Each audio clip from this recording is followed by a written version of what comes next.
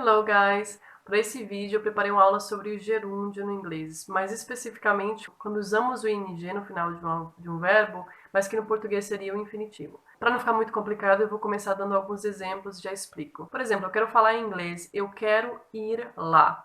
Eu falaria I want to go there. I want to go there.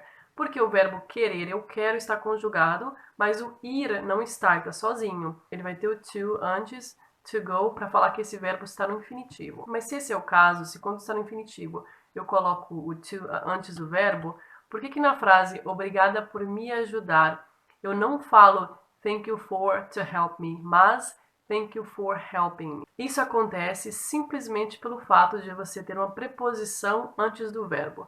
Sempre que você tiver a preposição antes do verbo, o verbo vai ter que ir para o ing, que é o gerúndio. Nesse caso, o ing não significa indo, ando, não é ajudando, vai ser só ajudar mesmo. Agora, um dos maiores desafios é identificar a preposição. Preposições são aquelas palavrinhas pequenininhas que usamos para conectar as frases. Of, about, without, after. Eu coloquei aqui a tradução aproximada, mas não traduza essas coisas ao pé da letra, porque as preposições são usadas de formas bem diferentes em todas as línguas. Então, não tem como ficar traduzindo a pé da letra. Tem vários motivos porque uma preposição vai estar antes de um verbo. Não dá para tentar aprender tudo de uma vez só. Vamos focar em uma coisinha. Nessa aula, vamos focar somente em preposições que vêm depois de certos adjetivos. Por exemplo, na frase Are you interested in working for us? Você está interessado em trabalhar conosco? O adjetivo interested vai ter que ter a preposição in. E como eu quero colocar um verbo ali depois, vai ter que ser no ing por causa da preposição in. Mais um exemplo. She's good at playing the piano. She's good at playing the piano.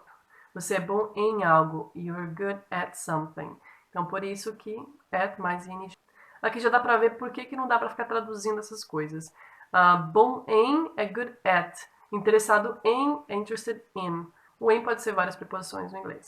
O importante é aprender quando usar. Como eu falei, o foco aqui será adjetivos. Então, dê uma olhadinha nessa lista de adjetivos e nas preposições que precisam ser usadas com esses adjetivos.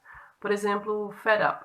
Fed up é quando você está de saco cheio de alguma coisa, cansado de alguma coisa. Você sempre vai falar fed up with something. Fed up with something. Ou good at something. Bom em alguma coisa. Bad at something. Interested in, interessado em. Afraid of, responsible for e worried about. Vamos ver alguns exemplos aqui. Eu estou farto de fazer a mesma coisa todos os dias. I'm fed up with doing the same thing every day. I'm fed up with doing the same thing every day. Nesse caso, with preposição, do é um verbo, então vai ter que ser doing. Mesmo que no português seria traduzido como fazer e não fazendo. Mais um exemplo. Peter é responsável por atender o telefone. Peter is responsible for answering the phone. Agora, tenha um pouquinho de cuidado, porque o contexto é muito importante. Para alguns contextos, você vai usar uma certa preposição e para outros, uma outra preposição. Por exemplo, a palavra sorry. Você fala sorry for someone, mas você fala sorry about something. Então, I'm sorry for your sister.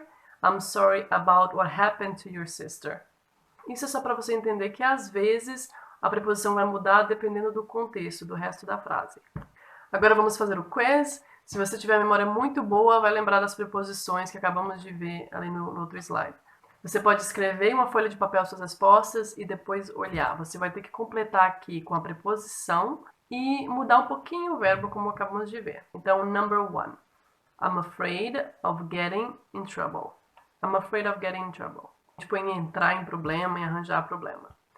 I'm fed up with. Estou cansado, estou de saco cheio de alguma coisa. I'm fed up with waiting. Let's go. He's not good at telling lies. He's not good at telling lies. Are you worried about doing this on your own? Are you worried about doing this on your own? Number 5. He wasn't interested in going to the mall with me. He wasn't interested in going to the mall with me. O meu conselho para você estudar isso aqui um pouquinho mais a fundo é, primeiro, prestar atenção. Quando você vira um adjetivo com a preposição, presta atenção naquela preposição. Faz uma mental note, sabe? E como eu falei antes, tem outros motivos porque temos uma preposição antes de um verbo. Às vezes é porque tem um outro verbo antes que precisa daquela preposição. Ou às vezes até no começo da frase, tipo, after taking a shower, I brush my teeth. Tem vários motivos, então é melhor focar em um de cada vez. Aprenda esses adjetivos que precisam de preposições, pratique bastante e depois tente aprender um outro ponto, por que usamos preposições de outras formas. Não adianta nada tentar aprender todas as preposições de uma vez só, todas as formas de uma vez só, porque você vai misturar tudo e vai acabar não lembrando de nada. E o mais importante é aprender o vocabulário, não adianta nada aprender gramática sem saber o vocabulário. Uma coisa que eu faço para relembrar vocabulário desse tipo é flashcards. Eu coloco frasezinhas lá no Anki ou no Quizlet, faço vários flashcards, presto bastante atenção quando eu estou lendo alguma coisa e eu vejo essas preposições, e porque em toda língua tem isso, e presto atenção quando as pessoas estão falando. Enfim, tem várias formas de praticar tudo isso. Em outro vídeo eu posso cobrir um outro ponto de gramática, um outro motivo porque colocamos preposições antes de verbos. E até o próximo vídeo. Bye bye!